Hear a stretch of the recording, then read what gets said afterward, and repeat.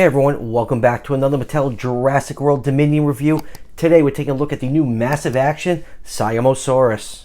Can you believe this figure is part of Wave 3 of Dominion? Feels like less than 2 weeks ago I was reviewing stuff from Wave 2. I don't even think I found everything from Wave 2 yet. Yes, so Wave 3, massive action. It's shipping from Amazon. I placed a pre-order for this a few months ago. Got the notification the other day that it shipped out and now it's here. So if you want to pick this figure up for yourself, I'll leave that Amazon link down below in the description. I don't know when this will show up in stores. I know the Impellosaurus, which is part of Wave 2 of the massive action, is showing up at Target, so I'm sure this figure won't be far behind for those of you that like to hunt in store.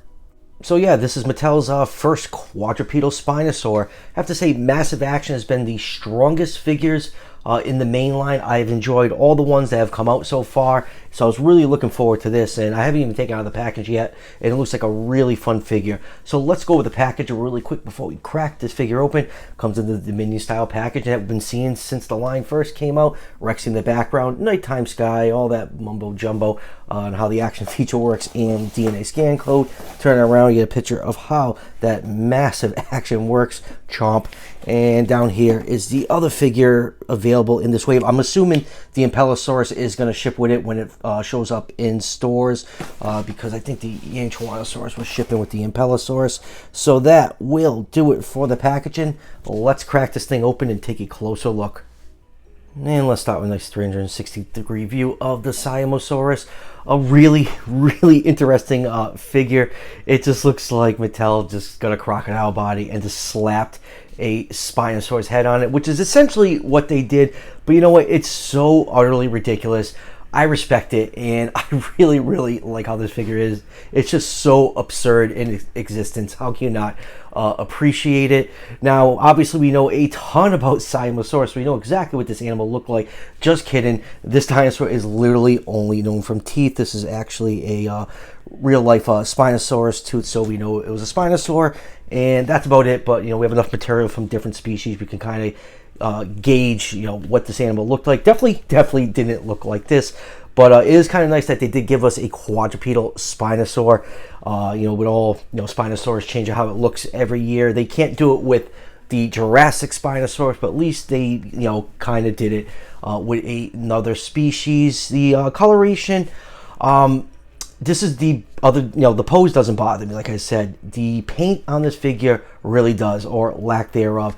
Mattel has been doing this weird thing lately with figures in the Dominion line where they're just mixing like different colored plastic to give it more depth, and you get all these weird swirls. There's no consistency between the figures, and it just looks extremely lazy and cheap. And on the Siamosaurus, it's the worst offender. It looks like shit. There's really, you know, no way, two ways about it. It just looks like someone jizzed all over this thing with super glue. It looks like there's something wrong with the figure, which is all these like streaky white markings. It looks like the plastic is being stretched, it's about to break. It looks like there's some, it's like a defective figure, and I just think it looks terrible. I like the black coloration, that's fine, and I just wish they actually used paint apps instead of mixing white plastic. I think it just looks absolutely atrocious.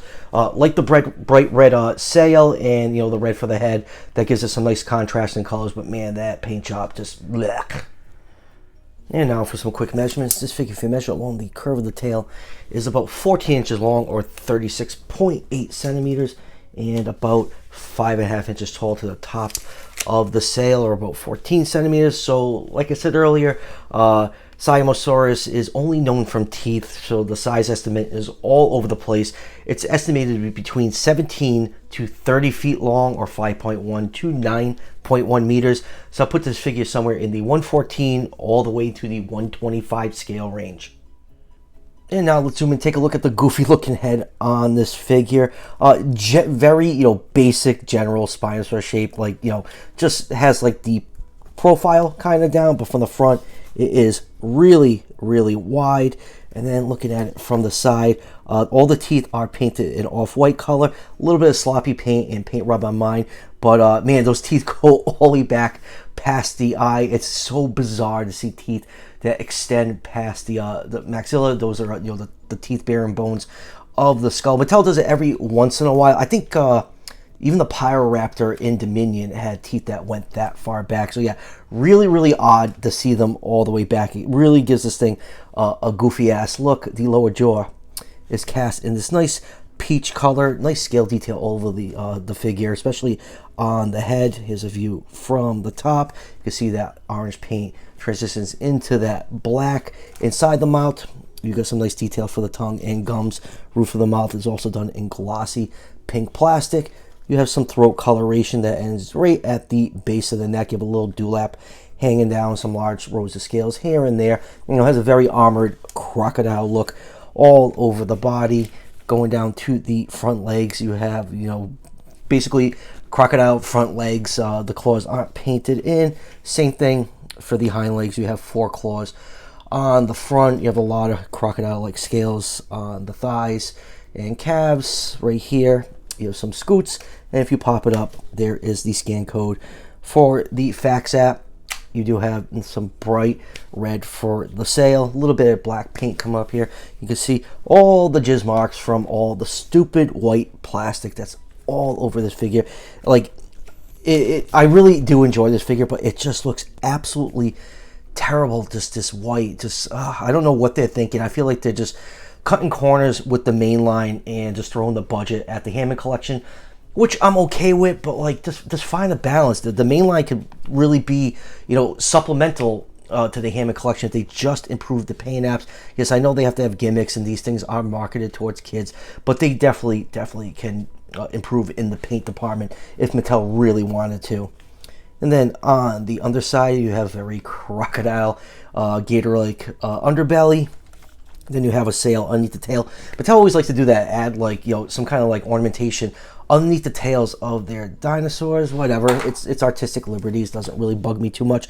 And you do have a slight bend at the tail at the end. That's just to get this thing to fit into the box. So, you know, all in all, it's a fun figure. I like it. You know, just the white. The white just drives me a little bit insane. And let's go over articulation really quick. It's just basic articulation. Most of it is tied to its massive action feature. I'll just move forwards and backwards. They actually do have a locking point to keep them in the neutral position, which is nice since this is a quadrupedal figure. You do have a hinge that allows you to swing those front arms out. Hind legs can move backwards and forward. Same thing, locking point. Not as tight as the front arms though. You do have a little bit of a waist swivel, and you do have some ankle articulation, and that is it for articulation. Let's move on to the massive action feature. And now time for its massive action feature. There is a button on the tail right here. Pressing that will activate the jaws to close and open. So let's give it a little fishy snack. You just want to hold down one of the arms and just shake the tail side to side. You can get the head and neck to move side to side. On mine, it's really, really stiff. You can actually, let's see if my camera can pick it up, creaking and snapping a little bit. Like just gets to a certain point, you can hear it, a little tension right here, and then it snaps past it, so and squeaky. So I really don't want to mess around with the feature too much on mine. I feel like I'm gonna break the mechanism inside it. Moving on with comparisons, here it is with the Hammond collection, Alan Grant. And next up here is a couple smaller figures. Here it is with Dimetrodon and the baby Stegosaurus. And next up here it is with the Raw Striker Megaraptor. And next here it is with its wave mate, the Impellosaurus. And here it is with some of the other Spinosaurs Mattel's put out throughout the years. The Irritator, Spinosaurus, Baryonyx, and Suchomimus. And speaking of Spinosaurs, my Ichthyovenator from Raw Strikers Wave 3 just shipped from Amazon, so I should have that figure in a few more days, and my Spinosaur collection will grow a little bit more. And lastly, here it is with the Hammond collection, TRex. So final thoughts on the Siamosaurus. It's a really fun figure. I do like the extreme artistic liberties they took with designing it. You know, Spinosaur head on a crocodile body. But it's just really appealing to me. Even the teeth extending past the orbit don't bother me. I just think it's a fun looking figure. What does bother me is just that terrible white stuff all over. All that that plastic. Mattel, just paint your figures. Mixing plastic, colors plastic like this, the figures don't look consistent. Every single one is going to look different, and us as collectors don't want to be searching through figures to try to find one that doesn't look so bad, because I think mine looks absolutely terrible with all the white like splotches all over it. You know, I've seen a couple other people's in hands, and it does not look as bad as mine, so I don't want to go to the store and have to like try to find the perfect figure. Just paint your figures. Consistency, that's what we want. Other than that, I like the figure. The action feature works reasonably well. I think mine is just not installed right, just like with that squeaking and clicking, but I don't play with my figures, so that's not a big deal. So like I said at the beginning of the review, you can get this figure right now off of Amazon. The link is down below in the description. So that will do it for the review. I have the Ichthyovenator that should be here in a few more days. I'll actually be away for the next few days, so I probably won't get that review till like the end of next week, so stay tuned for that. And as always, if you're enjoying the content on this channel, show your support by hitting that subscription button just below the video. Each subscription helps out the channel tremendously and is greatly appreciated, and I'll see you guys for the next one.